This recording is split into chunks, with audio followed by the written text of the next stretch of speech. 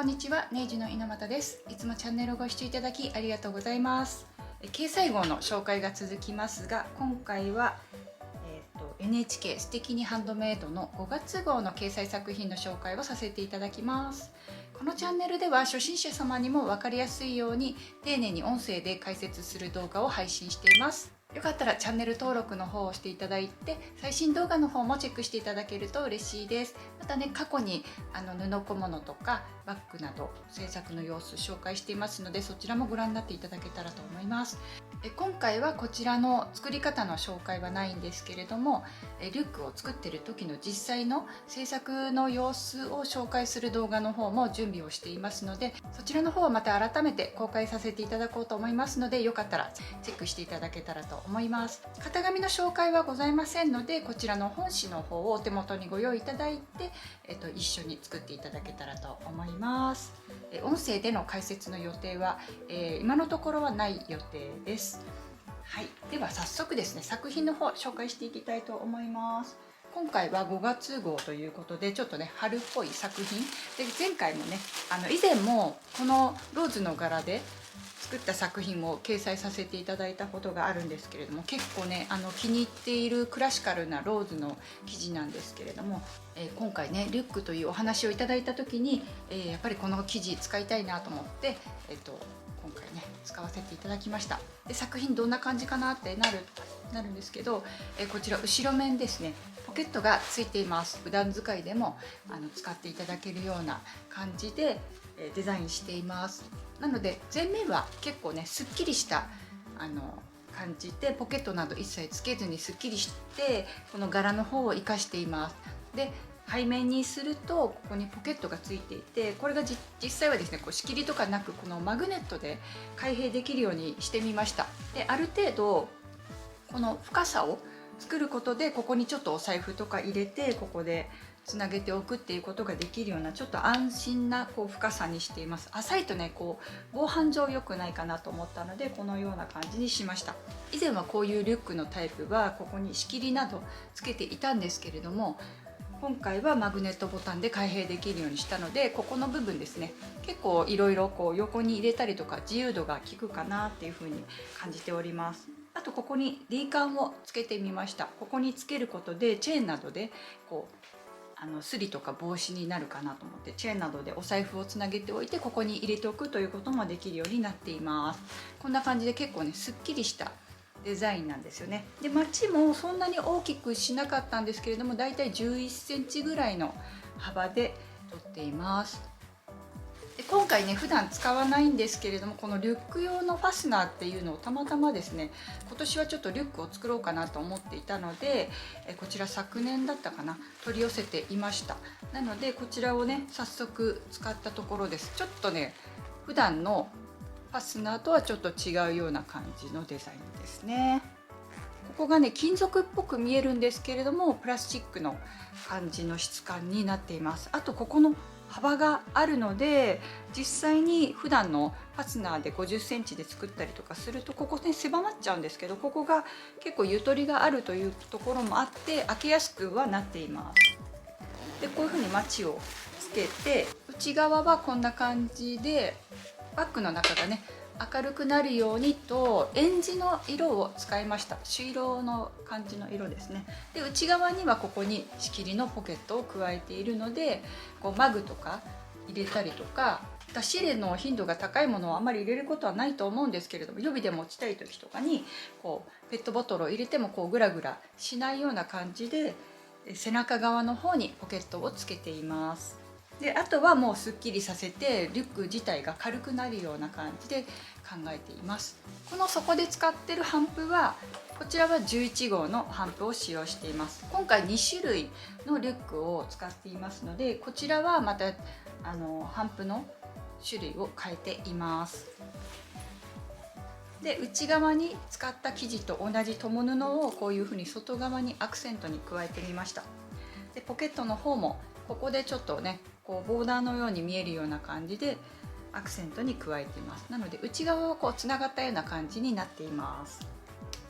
ハンドメイドで作るリュックなんですけれども、シンプルで初心者様でも比較的作りやすいような感じでデザインさせていただいてます。以前もリュックを掲載していただいたことがあるんですけれども、今回はこの横にサイドからこう出るような感じにしたので、比較的背中の部分もピタッとこう密着するような感じの感覚で使っていただけるんじゃないかなっていうふうに思ってます。でここでサイズ調整もできるように長めにしました。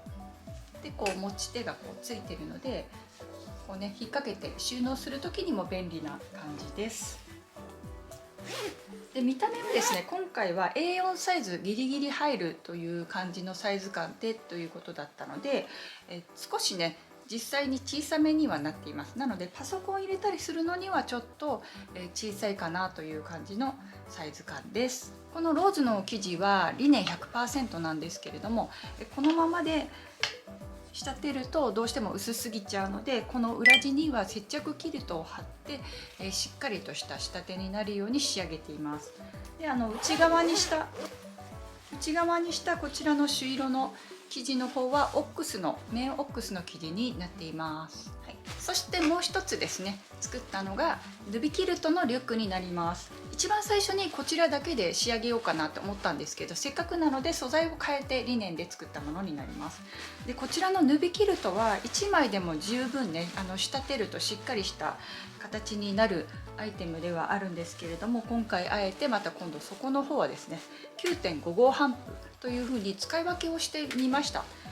なんでかっていう理由は特にないんですけれども、9.5 号帆布でも家庭用ミシンで縫えるというところで、今回はヌビキルトと合わせています。もちろんねこちらのリネンで合わせてもいいんですけれども、ちょっと素材の厚みがちょっと変わってくるので、あえてね変えてみたところです。もちろんね同じでもいいかなと思います。でこちらはサイドにこうイエローのタグが入ってます。で外側のポケットもマスタードカラーですね。マスタードカラーで合わせてみました。そこはカーキにしています。で前面がちょっとオフホワイトな、ちょっとベージュっぽい感じのホワイトの生地になっています。ベージュっぽいんだけどね、なんか白だけど大人っぽい感じでこうね刺繍が施されています。で以前にもヌビキルトで作るトートバッグの方を紹介していますので、縫い方のコツなどそちらの方も参考にしていただけたらと思うんですけれども、こちらはですねまたこのファスナーの方もちょっとコイルっぽい感じのファスナーになっています。初めてね使ってみたこのファスナーなんですけれども、非常に縫いやすかったです。こちらもね開けるとこんな感じでポケットと同じ共布になっています。マスタードのカラーを使いました。でバッグの中っていうのはどうしてもこう影で暗くなりがちなので、できるだけ私は明るい色を使うように心がけています。黒い生地で使うと物を探す時にちょっと分かりにくかったりするかなと思って、そんな感じで選ぶ基準にもしています。こちらもねポケットの方は仕切りポケット2つついています。でやっぱこういう風にボトルを入れることができるので、ポケットもねいつもこう背中側につけるかこちらの表側につけるかって悩むんですけど、実際にはこうやって膝に置いて使う時はここになんかちっちゃいポケットがあったらいいなっていう感じなんですけれども、今回はポケット1箇所で決めてみました。なんか必要に応じてねお好みで足していただいてもいいんじゃないかなっていうふうに思います。でこちらも同じようにマグネットボタンで開閉ができるようになっています。こういうふうにちょっとね D カンがついてたりとかすると何かね用途で使えますので、なんか作る時にこう挟み込んで縫うっていうのも方法として覚えておくといいんじゃないかなって思ってます。素材の方は内側はオックスの生地になっています。で内側のポケットの仕切りは以前もねこれもね多分紹介したことあるかな、どうだったかな、こういう感じにしています。この多分仕切りの縫い方は帆布のショルダーかな、多分その時にこのやり方を紹介してるかもしれないですね。なんかちょっとずつこういうね小技を加えてみました。あと皆さん多分ね苦手とされているこのパイピングですよね。バイアステープを包むのもちょっとね最後に仕上げとしては残っているんですけれども、実際こう裏にするとこんな感じになっています。バイアステープの縫い方のコツなんかもショート動画で紹介しようかなっていうふうに思ってるんですけれども、私もねそう言ってもすごい得意っていうわけではないので毎回ね絶対外さないわけではないんですけれども、一つねこう縫い方のコツが分かると、失敗は少し減るんじゃないかなっていうふうには感じております。あと縫う時の最初の面とかね、包む時の包んだ後の縫う時の目線の置くところとか、そういうところを注意すれば比較的成功率が上がるんじゃないかなっていうふうに感じてます。バイアステープね、私もあんま好きじゃないんですけどね、本当はね。でもなんかやっぱり最後の仕上げとしてここで包む方がこう表に出した時にこう綺麗に仕上がってくるっていうのがあるんですよね。ここをバイアステープなしに作る方法ももちろんあるんですけれども、なんかやっぱり仕立てがこうカチッと綺麗になる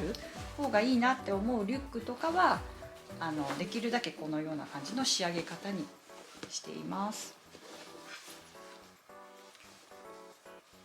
でもう一つのポイントとしてはこの側面にちょっと注目していただきたいんですけれども、ちょっとね分かりにくいかもしれないんですけれども、この背中側の方とこの表側の方と幅をね少し変えてるんですよ。なので蓋の方がこっちのこの背中の方が深くなるような感じ、もうほんのちょっとしか変わらないんですけれども、そんな感じの工夫も入れております。あとねここのね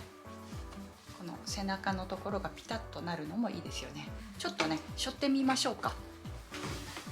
もうね出来上がった時にこうやって背負ってね家族に見てもらってたんですよ。なんか珍しくね褒めてもらいましたよ。いつもはねあんまりコメントしない主人もいいじゃないって言ってくれました。こんな風になってます。結構可愛いですよね。なんかヌビキルトで作ると可愛いかなっていう感じです。ここがピタッとするのもいいですよね。この背中の部分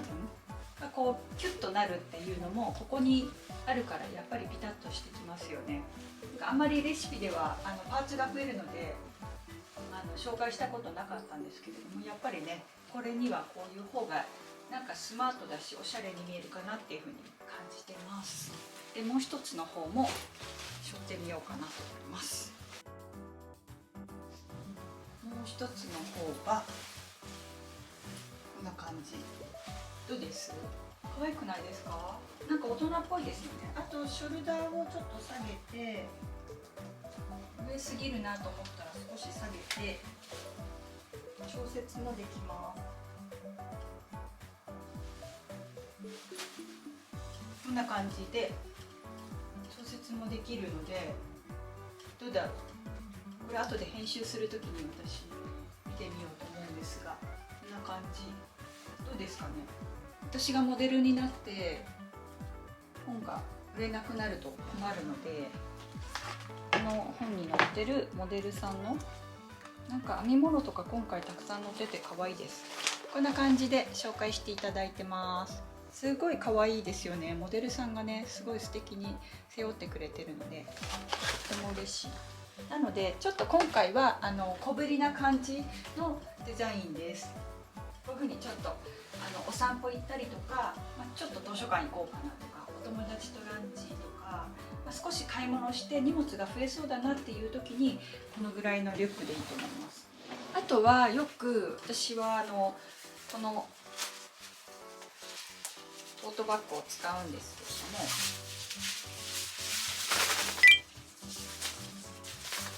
このねトートバッグもねすごい大活躍なんですけど、こんな風にでサブでこうトートバッグを持っても全然おしゃれに着こなせるんじゃないかなって思います。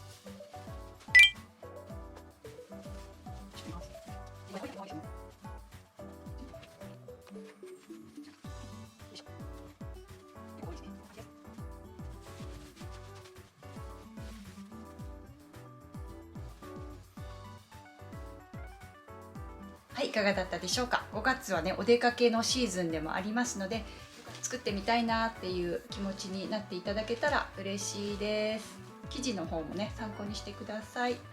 で作り方の動画の方は後日紹介予定ですので、そちらの方も参考にしていただけると嬉しいです。はい、ではこんな感じでよかったら作ってみてください。最後までご視聴いただきましてありがとうございました。また次回の動画でお会いしましょう。バイバーイ。